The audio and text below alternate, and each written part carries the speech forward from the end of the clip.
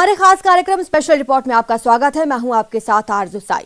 तालिबान ने अब तक अभेद्य रहे पंजशीर को जीतने का दावा किया है। एक समाचार एजेंसी ने एक तालिबानी कमांडर के हवाले से बताया कि अब पूरे अफगानिस्तान पर तालिबान का कब्जा हो गया है। हालांकि पंजशीर से तालिबानियों की तबाही की जो तस्वीरें आई, उसे देखने के बाद तालिबानियों के दावों में दम नजर नहीं आ रहा। इधर अफगानिस्तान में नई सरकार के गठन की कवायद तेज है और ये अब करीब करीब तय हो गया है कि तालिबानी शासन का सबसे बड़ा चेहरा मुल्ला बारादर ही होगा और नई सरकार शरिया कानूनों के तहत अफगानिस्तान में शासन करेगी।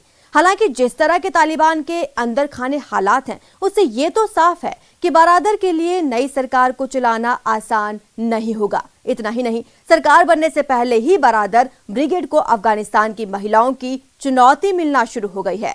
इसकी एक झलक दिखी हेरात की सड़कों पर, जहां महिलाओं ने नई सरकार में हिस्सेदारी की मांग को लेकर प्रदर्शन किया।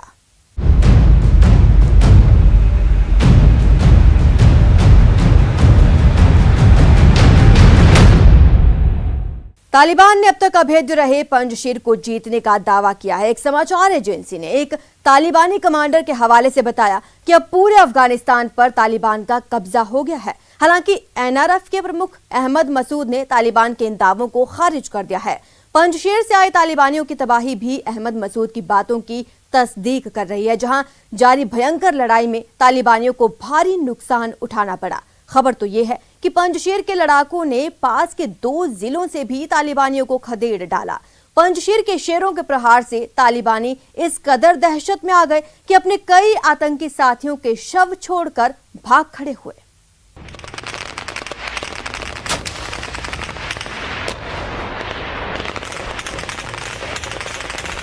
पंजशीर घाटी में तालिबान और एनआरएफ के बीच जारी भयंकर जंग की ये तस्वीरें हैं।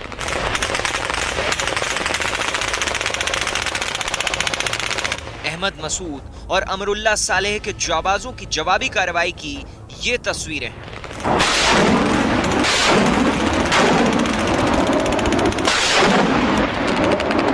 अमेरिकी हथियारों से लैस तालिबान के हमले के जवाब में एनआरएफ की तरफ से बरसते रॉकेट की ये तस्वीरें हैं।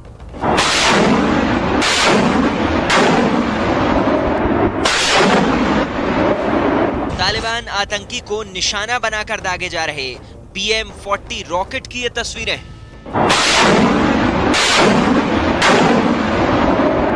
विद्रोही नेता अहमद मसूद और पूर्व राष्ट्रपति अमरुल्लाह सालेह के घुटने नहीं टेकने से भड़के तालिबान आतंकियों ने पंजशीर घाटी पर अब तक का सबसे बड़ा हमला किया, तो उन्हें उसी अंदाज में जवाब भी मिला।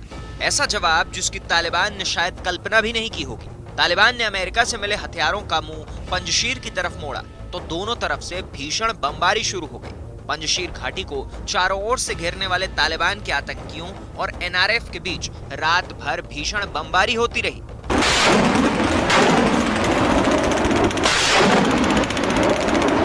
सुबह जब नतीजा सामने आया तो तालिबान के सपने रात के अंधेरे में स्वाहा हो चुके थे। एनआरएफ ने दावा किया कि इस लड़ाई में 470 से ज्यादा तालिबान ढेर हो गए, जबकि 390 से ज्यादा घायल हैं। जबकि एनआरएफ के लड़ाकों ने 43 तालिबानी आतंकियों को हिरासत में भी ले लिया। ये आंकड़े ही तालिबान की हार की कहानी बयां कर रहे हैं। हालांकि इस लड़ाई में पंजशीर के भी कुछ लड़ाकों के हताहत होने की खबर है। बातचीत नाकाम हुई तो नौबत जंग तक पहुंची और जंग छिड़ी तो रात के अंधेरे में बमों की बारिश और रॉकेट के हमलों से इतिहास बनाने और मिटाने का संघर्ष शुरू हो गया। अब तक इस जंग में पंजशीर का पलड़ा भारी है और इसकी वजह मसूद की सेना की रणनीति को माना जा रहा है। एनआरएफ के लड़ाकों ने पंजशीर के पहाड़ की चोटियों पर कब्जा कर लिया है, जहां से दुश्मन की हर हलचल पर वो आसानी से नजर रख रहे हैं। पहाड़ की चोटियों से नीचे दिख रहे तालिबानी आतंकियों को निशाना बनाना आसान हो गया है। यही नहीं, एनआरएफ ने पंजशीर के पास के प्रांत के 2 जिलों को भी तालिबान के कब्जे से छुड़ाने का दावा किया है।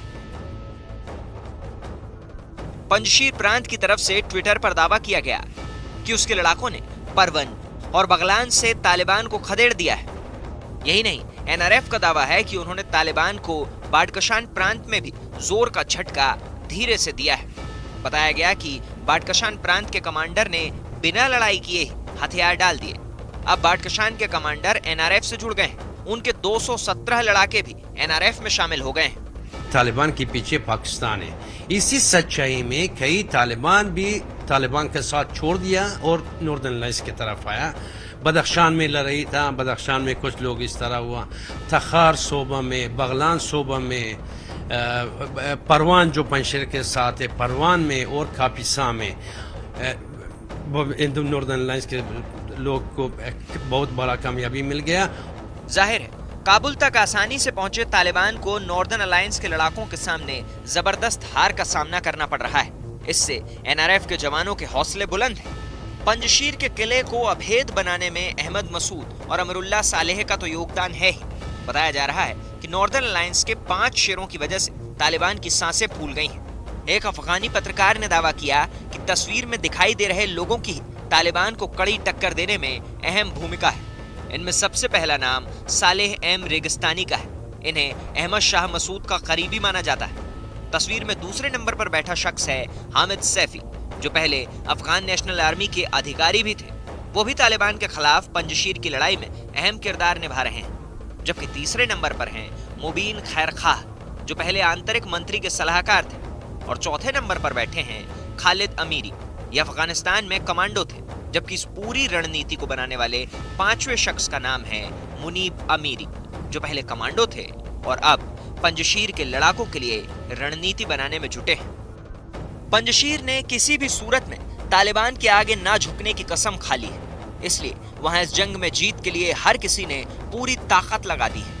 रात की भीषण बमबारी के बाद अमेरिका के वहां छूटे पुराने हथियारों को एनआरएफ के लड़ाके रिपेयर करते दिखे। यानी उनका जज्बा आखिरी गोली और आखिरी आदमी तक जंग लड़ने वाला है। अफगानिस्तान में अभी तक तालिबानी सरकार नहीं बना पाए हैं। हालांकि ये तय माना जा रहा है कि तालिबानी सरकार का सबसे बड़ा चेहरा मुल्ला बरादर होगा और ये भी तय है कि देश शरिया कानून के अनुसार चलने वाला है। लेकिन नई सरकार को चलाना मुल्ला बरादर के लिए आसान नहीं होगा, क्योंकि सरकार गठन में देर होने से एक बात तो साफ हो गई है कि तालिबान के अंदर खाने सब कुछ सही नहीं है। ऐसे में आने वाले दिनों में मुल्ला बरादर की हुकूमत को अगर तालिबान के अंदर से ही चुनौती मिलती है तो इसमें किसी को कोई हैरानी नहीं होगी।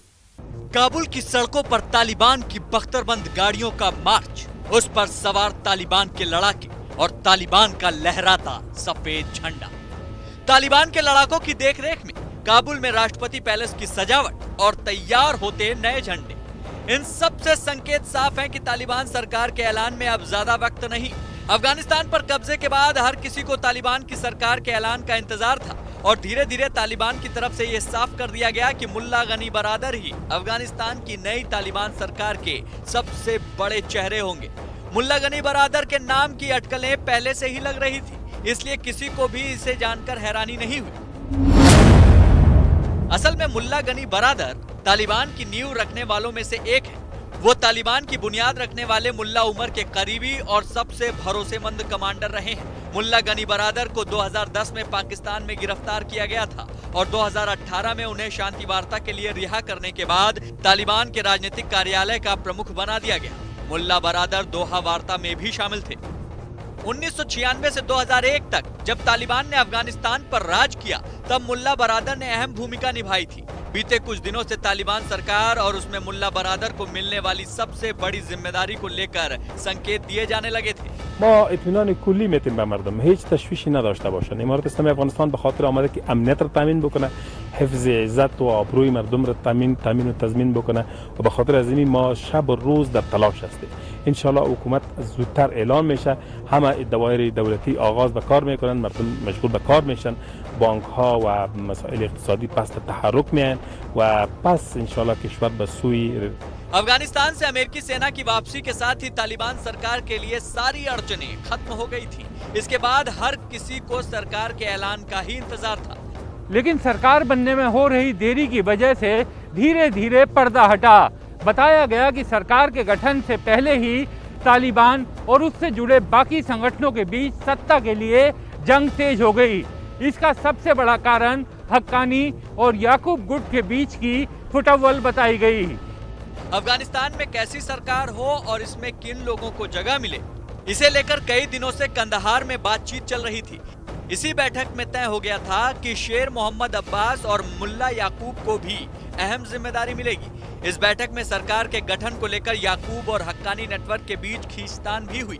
हालांकि तालिबान नेतृत्व दुनिया के सामने एकजुटता दिखाने की कोशिश करता रहा, लेकिन अंदरूनी कलह धीरे धीरे बाहर सामने आ ही गई। तालिबान का हार्डलाइनर गुट सत्ता में किसी और को शामिल नहीं करना चाहता था। मुल्ला उमर का बेटा मुल्ला याकूब राजनीति से जुड़े लोगों के बजाय सेना से जुड़े लोगों को सरकार में शामिल करना चाहता था, लेकिन दोहा ऑफिस के तालिबानी नेता दूसरे पक्षों को भी शामिल करना चाहते थे। राजनीति से जुड़े लोगों को सरकार का चेहरा बनाने के पक्ष में मुल्ला बरादर भी थे। किसी नतीजे पर पहुंचने के लिए तालिबान के सबसे बड़े नेता हिबतुल्लाह अखंजादा की अध्यक्षता में कंदहार में बैठक हुई। इसी में सरकार की सूरत तय की गई। इसी बैठक में तय हुआ कि अफगानिस्तान में तालिबान सरकार ईरान की तर्ज पर बनेगी, जिसके मुताबिक सरकार चलाने के लिए सुप्रीम काउंसिल बनाई जाएगी। इसके मुताबिक धार्मिक परिषद, जिसे शूरा कहा जाता है, सरकार के लिए दिशा निर्देश यही तय करेगी। शूरा में तालिबान के बुजुर्ग नेता और तमाम कबीलों के लोग होंगे। दोहा वार्ता में शामिल 80% चेहरे तालिबान सरकार में शामिल हो सकते हैं। शेर अब्बास तानकज़ई को नई सरकार का विदेश मंत्री बनाया जा सकता है। करज़ई और अब्दुल्लाह को सरकार में जगह तो नहीं मिलेगी, लेकिन इन्हें किसी सलाहकार समूह में रखा जा सकता है। समझा जा रहा है कि नई सरकार में हक्कानी ग्रुप की आधी हिस्सेदारी हो सकती है, इसलिए गुलबुद्दीन हिकमतयार को भी सरकार में शामिल किया जा सकता है। अभी ये कार्यवाहक सरकार होगी। नए संविधान के लागू होने के बाद ही स्थायी सरकार का गठन होगा। ये भी बताया गया कि तालिबान अफगानिस्तान में मौजूद संविधान को रद्द कर 1964-65 के पुराने संविधान को ही फिर से लागू कर सकता है, क्योंकि तालिबान का मानना है नया संविधान विदेशी मुल्कों के अधीन बनाया गया था। इस फैसले की झलक भी मिलने लगी है। तालिबान ने काबुल की एक मस्जिद से घोषणा की। इसके मुताबिक चोरी के जुर्म में पकड़े जाने पर शरिया कानून के तहत आरोपी के दोनों हाथ काटे जाएंगे। यानी तालिबान सरकार का रंग रूप फिलहाल तय हो गया है और अंदरूनी कलह थमता दिख रहा है। लेकिन ये तालिबान का नकली चेहरा है। मजहब के नाम पर खून खराबा करने वाले तालिबान के आतंकी जब पंजशीर के लड़ाकों के डर से भागे तो गुलबहार की एक मस्जिद में बम छोड़ गए। एनआरएफ ने तालिबान की इस करतूत को इस्लाम विरोधी बताया है। तालिबान की इस हरकत के बाद गुलबहार में लोग उनके खिलाफ गुस्से से भरे नजर आए।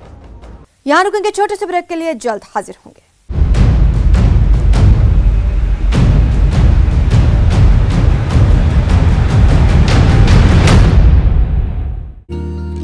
मामा जमीन पे लेटना इतना अच्छा क्यों?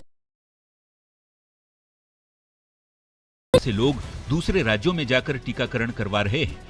पश्चिम बंगाल से सटे बिहार के सीमांचल जिला कटिहार बंगाल के लोगों के लिए कोरोना वैक्सीनेशन के मामले में वरदान साबित हो रहा है। रोजाना कटिहार के कई केंद्र पर बंगाल के अलग अलग जिले से बड़ी संख्या में लोग वैक्सीन लेने आ रहे हैं। लोगों की संख्या हर रोज बढ़ रही है। कहीं कहीं वैक्सीनेशन के नाम पर बड़े रकम की वसूली के चलते लोग 100 से 150 किलोमीटर की दूरी तय कर कटिहार वैक्सीन के लिए पहुंच रहे हैं। काफी भीड़ है। कुछ आदमी का कहना है कि कुछ पैसा कौड़ी ले रहा है, इसलिए काफी मात्रा में आए हुए हैं। रायगंज, मालदा, इस सब पर लोग आए हुए हैं। बंगाल में कोरोना टीकाकरण को लेकर बड़ा फर्जीवाड़ा हो रहा है। कोलकाता के कस्बा इलाके में तो फर्जी कोरोना टीकाकरण शिविर लगने का सनसनीखेज मामला भी सामने आ चुका है।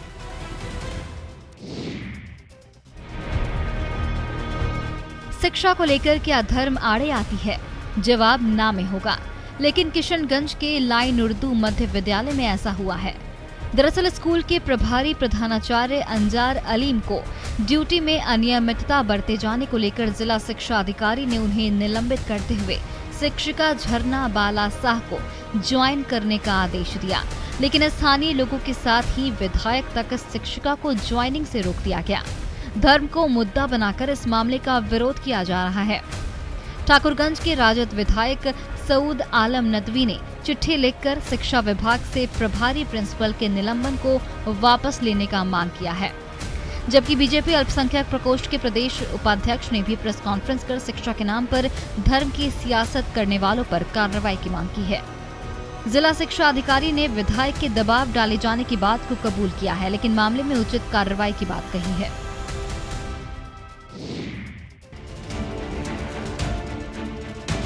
बारिश और बाढ़ ने इस बार लंबे समय तक लोगों को परेशान किया है। जिस वैशाली की धरती ने पूरी दुनिया को लोकतंत्र का पाठ पढ़ाया था, उससे जुड़ी अनमोल यादें आज बाढ़ के पानी में मिटने की कगार पर पहुंच गई हैं। ऐसे में इन धरोहरों की हिफाजत नहीं हुई तो आने वाली पीढ़ियों को शायद पता भी नहीं चलेगा। इन बौद्ध मंदिरों में कभी बुद्धम शरणम गच्छामि के बोल गूंजते थे। महात्मा बुद्ध के अनुयायियों का तांता लगा रहता था, लेकिन आज हर तरफ सैलाब का साया है। क्या मंदिर और क्या संग्रहालय, म्यांमार का मंदिर जलमग्न हो गया है तो ऐतिहासिक धरोहरें बाढ़ के पानी में तैर रही हैं। हर तरफ गंडक नदी की धारा बह रही है। वैशाली के इस इलाके में बौद्ध मंदिरों का पूरा संसार बसा हुआ है। बिहार सरकार 320 करोड़ रुपए खर्च करके बुद्ध सम्यक दर्शन संग्रहालय बनवा रही है, लेकिन अचानक गंडक नदी सबको डुबाने पर तुली हुई है।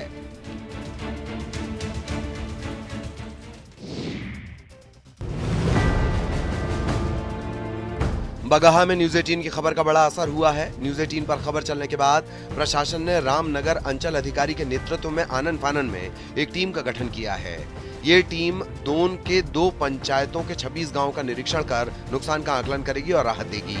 न्यूज 18 ने खबर दिखाई थी कि कैसे दोन इलाके के लोग मरीजों को खाट पर लेकर पैदल अस्पताल जाते हैं और करीब 25 किलोमीटर का सफर उन्हें पैदल तय करना पड़ता है। उस क्षेत्र में जो भी लोगों की कठिनाइयाँ है, जैसे किसी का घर कट गया है, आवासीय घर कटा है, पशु शेड कटा है, रास्ता कटा है, कलवर्ट पुल पुलिया कटा हुआ है, और नियमानुसार यथोचित कार्रवाई करते हुए उन लोगों को सारी सुविधाएं उपलब्ध कराएगी। पहले जंगल और फिर कई नदियों को पार कर लोग अपने परिजनों का इलाज कराने जाते हैं। पहाड़ी इलाके में सभी रास्ते टूट चुके हैं। गाँव में इलाज का कोई इंतजाम नहीं। मजबूरी में लोग जान जोखिम में डालकर सफर कर रहे हैं। अब स्थिति बदलने की उम्मीद है।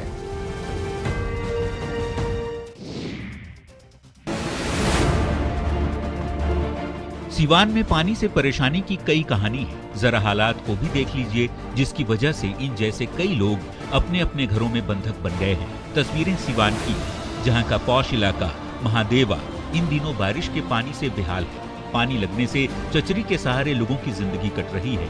वे जरूरी कामों के लिए ही घर से निकल रहे हैं और जिनके पास चचरी के पुल का सहारा नहीं है, वे घुटनों तक पानी लांघकर अपनी राह तय करने को मजबूर है। जी, बारिश का पानी लगने से लोगों की जिंदगी नर्क बन चुकी है। उन्हें बीमारी का डर सता रहा है। अगर ये कहा जाए कि लोग जल कैदी बन गए हैं तो गलत नहीं होगा, वो भी तब जब ये मोहल्ला बीजेपी के पूर्व सांसद ओम प्रकाश यादव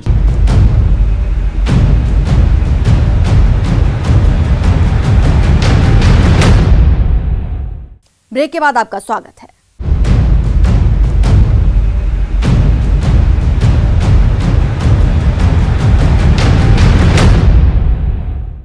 अफगानिस्तान में नई सरकार बनाने की कवायद में जुटे बारादर ब्रिगेड को अफगानिस्तान की महिलाओं ने ललकारा। नई सरकार में अपनी हिस्सेदारी की मांग को लेकर महिलाएं हेरात की सड़कों पर उतर आई। एक तरफ तालिबान के खिलाफ कई जगहों पर प्रदर्शन शुरू हो गए, तो दूसरी तरफ मजहब के नाम पर बन रही नई सरकार को लेकर कई कट्टरपंथी खुश भी नजर आ रहे हैं। अफगानिस्तान के हेरात में हाथों में विरोध की तख्तियां और जुबां पर नारे लेकर सड़कों पर महिलाओं का उतरना कोई मामूली घटना नहीं। अफगानिस्तान में महिलाओं के लिए घर के बाहर जगह ना होने की दलील देने वाले तालिबान के राज में बुर्का नशी महिलाओं का प्रदर्शन कोई मामूली घटना नहीं। अफगानिस्तान में सड़कों पर 50 से ज्यादा महिलाओं का रैली निकालकर सभा करना कोई मामूली घटना नहीं। ये महिलाएं तालिबान के खौफ और दहशत के बावजूद घर की दहलीज लांघकर सड़कों पर निकली हैं, तो इसका एक खास मकसद है। इन महिलाओं की मांग है कि भले ही देश में तालिबान की ही हुकूमत क्यों न हो, उनसे उनका हक नहीं छीना जाए। इन महिलाओं की मांग है कि तालिबान की सरकार में महिलाओं को भी बड़ी जिम्मेदारी दी जाए।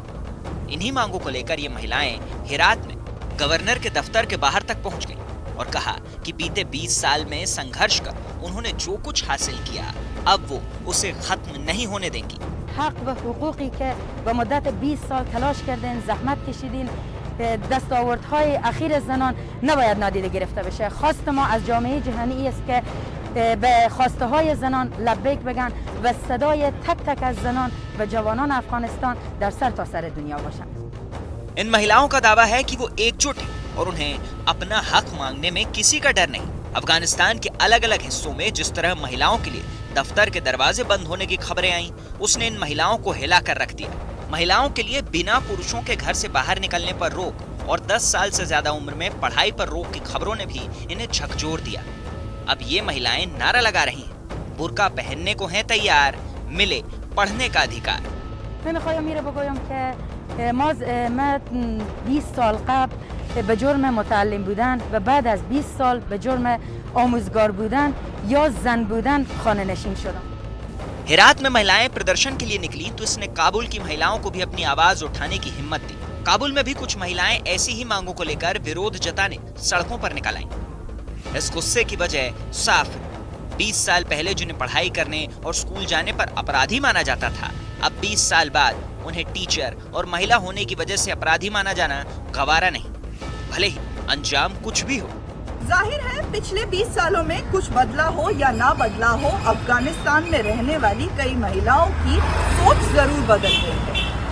तालिबान ने जब काबुल में कदम रखा तो उन्होंने अपना उदारवादी चेहरा दिखाते हुए ये कहा कि महिलाओं को वो उनका पूरा अधिकार देंगे। लेकिन जैसे जैसे समय बीत रहा है, तालिबान के कदम अफगानिस्तान में और मजबूत हो रहे हैं, वैसे वैसे उनका असली चरित्र और दोमुहा चेहरा सामने आ रहा है। यही कारण है कि महिलाओं में नाराजगी बढ़ रही है। एक तरफ महिलाएं अपनी असली आजादी की मांग करती दिखीं, तो दूसरी तरफ काबुल से एक अलग आवाज भी सुनाई पड़ने लगी। तालिबान के कब्जे के बाद अब काबुल की सड़कों पर सन्नाटा नजर आने लगा है और ज्यादातर दुकानदार मक्खी मारते। चहलकदमी है तो हथियारबंद तालिबान लड़ाकों की बस, वरना तो शहर में बर्बादी और अमेरिका की छोड़ी कुछ निशानियां ही दिखाई पड़ती हैं। लेकिन इसके बावजूद मजहब के नाम पर तालिबान के आने से कुछ लोग खुश हैं। I'm happy because this is an Islamic country. We are Muslims and Muslims don't like invaders. People were martyred in last 20 years for Islam. Now we are happy that Islam and Muslims are here. लेकिन हर आदमी की ऐसी ही सोच काबुल में भी नहीं। कारोबार चौपट होने, बैंकों के बंद होने और तालिबान के डर से लोगों के घरों से बाहर न निकलने का असर आने वाले दिनों में क्या हो सकता है, इस अंदेशे ने ही कई लोगों को चिंता में डाल दिया है। Our business has been hit hard. People do not come to buy things. They might be afraid to come out or they might not have any money. Our business has suffered a lot. There are also lots of issues with banking services. Only the central bank is open. The rest of the banks are still closed. We have lots of problems and people do not have enough money. Taliban राज का सोच सोच कर ही कुछ परेशान है तो कुछ लोग खुश भी हैं। लेकिन इन सब से हटकर कुछ लोगों को मुल्क के लोगों की जान की फिक्र है। बदले हालात में देश की माली हालत खराब है और इसका सबसे बड़ा असर हेल्थ सेक्टर पर पड़ रहा है। फिलहाल इसकी चिंता तालिबान को भी नहीं, सरकार बनाने और पंजशीर पर कब्जे की तरफ ध्यान देने वाले तालिबान की बेफिक्री देखकर स्वास्थ्य सेवा से जुड़े लोगों ने मीडिया के सामने आकर अंतर्राष्ट्रीय समुदाय से मदद की गुहार लगाई। इन लोगों का कहना है कि अंतर्राष्ट्रीय मदद के बिना अफगानिस्तान में स्वास्थ्य सेवाएं ठप पड़ जाएंगी और हजारों बुजुर्ग, महिलाएं और बच्चे इलाज के बिना मर जाएंगे। अमेरिकी सेना की वापसी के बाद अफगानिस्तान पर काबिज तालिबान अमेरिका के उन्हीं हथियारों के दम पर बड़ी ताकत बन चुका है जो हथियार कभी उसके खिलाफ गरजते थे, जो हथियार कभी तालिबानियों के काल हुआ करते थे। तालिबानी आतंकी अब उन्हीं हथियारों की नुमाइश कर रहे हैं। काबुल और कंधार की सड़कों पर एक बार फिर बड़ी संख्या में टैंक और बख्तरबंद वाहनों का काफिला निकला। ये सभी टैंक और वाहन अमेरिका के हैं, लेकिन अब इनकी कमान तालिबानी आतंकियों के हाथों में है। ये आतंकी ताकत की वो नुमाइश है जो अपने ही देश के लोगों में एक बार फिर इस बात का खौफ भर देना चाहती है कि हम वही तालिबान हैं जो 20 साल पहले थे, बल्कि अब और भी ज्यादा ताकतवर हो गए हैं और तबाही मचाने वाली वो ताकत इस बार अमेरिकी हथियारों से लैस है। अफगानिस्तान की आर्मी को जिन हथियारों के दम पर तालिबानी आतंकियों का मुकाबला करना था, वो मैदान और अमेरिकी हथियार दोनों छोड़कर भाग खड़े हुए। इसलिए तालिबानी आतंकियों ने अब काबुल से लेकर कंधार तक और जमीन से लेकर आसमान तक अमेरिकी हथियारों, हेलीकॉप्टर और बख्तरबंद गाड़ियों पर तालिबानी झंडा लगाकर इस न्यूज के सह प्रायोजक